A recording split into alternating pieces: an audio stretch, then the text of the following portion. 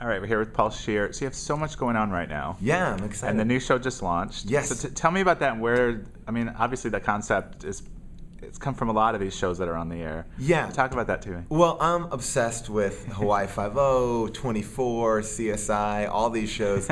And I was like, oh, no one's really doing like a comedy version of these shows. And I got really excited by what Rob Corddry was doing with Children's Hospital. Mm-hmm. And because the league only kind of tapes for 3 months out of the year, I was like, I have all this downtime, I can maybe do another show. And so I sneakily got to do this other show, and it's so much fun to be, for a guy like me, to be an action star, even in a comedy action star, is great. Like, I get to run around and pretend to punch people. Awesome. So I get to live out my like childhood fantasy, whereas if it was a real thing, I would be like in a movie next to the action star, being like, hey man, that place is scary, get out of here. So, no.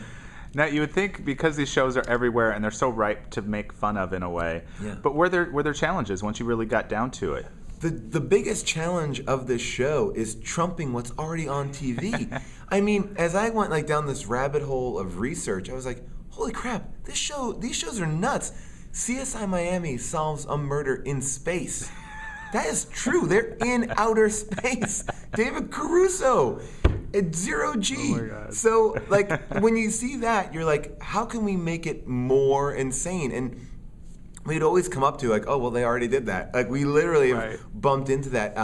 Did you know that Quentin Tarantino directed an episode and wrote an episode of CSI? I remember that, like 5-6 years ago. Yeah, I was like, this is crazy. Like, so we that was a challenge for us, is to try to make it true to form, but then also, we like, and also just being able to parody it, like, because it's already in a place of self-parody a little bit. Yeah, now it makes me think of Police Squad a little bit. Yeah, which sure. I was a big fan of. And that was kind of the same concept. Yeah, I think it's so funny to play something totally straight and then, and hopefully make the surroundings crazy. Like, we have a serial killer dolphin coming up this season, voiced by Mark Hamill, which is amazing. Fantastic. He's fantastic. So, I like that kind of comedy, that kind of like just playing it straight and just playing it 100% real. Yeah, and you do pop up on Children's Hospital. Yeah, I co-wrote an episode this season with Rob Hubel again, and I play Rob's brother on that show, which is always so much fun. Tinkle Button.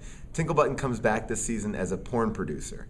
So that'll be later, yes. Henry Winkler's character rents out the hospital, and I take advantage of that. I think I was on the set right after they'd shot that episode, because they said there were all of a sudden all these porn stars around. Oh, yes, there were a lot of porn stars. I think there was a goat in the mix. I can't remember if that was all the same episode. I was not there for the goat. Okay.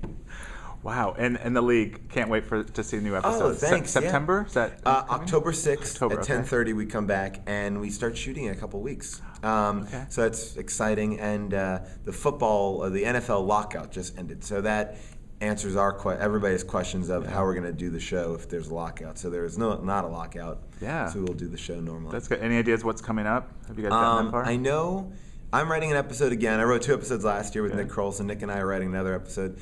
We have a friend from out of town coming back in. The one that we always reference these guys who live out of town. So Vince is coming into town, who is one of our fantasy football friends. Andre learns the clarinet, I believe. That is something that is coming up. But besides that, they're very tight-lipped. They don't like to spoil anything. And I think there might be a visit from my sister, who is often talked about. And do we know who's playing your sister? There are a lot of good ideas floating around right now, but again, they would kill me. Their secrecy is penultimate at that show. Well, tell me if you hear this all the time, because I am not a football fan. I know very little about. I mean, I didn't know who Chad Ochocinco was. Sure. But I love the show. And do you hear that a lot from people? That because I think at first people thought, oh, this is about football, and I tell people all the time, it's like it's so not, because that's exactly. I'm not the biggest football fan. I enjoy football. I like it. But you don't have to know anything about football to enjoy the show, and that's been really fun that people have been finding it. I think a lot of people have now found it on Netflix, and they're like, oh, this is just like a story about people like in their like 30s. The people have been getting it, and that's been awesome for me, because even when we write the episodes, or at least the way that we've been writing them, we don't write with like a football idea in mind. We write an episode, and then we kind of layer the football stuff in, if any, you know. So well, and I think as crazy as the stories get sometimes, like they're things we all relate to because we all have friends that you've done crazy stuff with, whether you know. Exactly. Like the creator of the show has this great line. He goes, "You don't need to know anything about fantasy football. You just need to have friends that you hate." And you know, and that's kind of like the best part of the show, and it's great to work with that cast. I mean, so good, and we're bringing back Rafi a little bit more this season, which is great. And you know, it's a great environment, and again, we get to be with each other just for about 3 months, and then so we all leave with very positive experiences. It's not like we start off in September and work until May. Like we're we're a good tight knit group. So there's so much already, but anything else coming up? I am returning in Piranha 3D. I did Piranha 3D last year, so Ving Rhames and I came back for the sequel. Piranha in a water park. Piranha Double D. Finally, the story can be told. A lot of people had questions, why did my character just suddenly disappear? I say it was for very artistic reasons. Other people say it was for budget.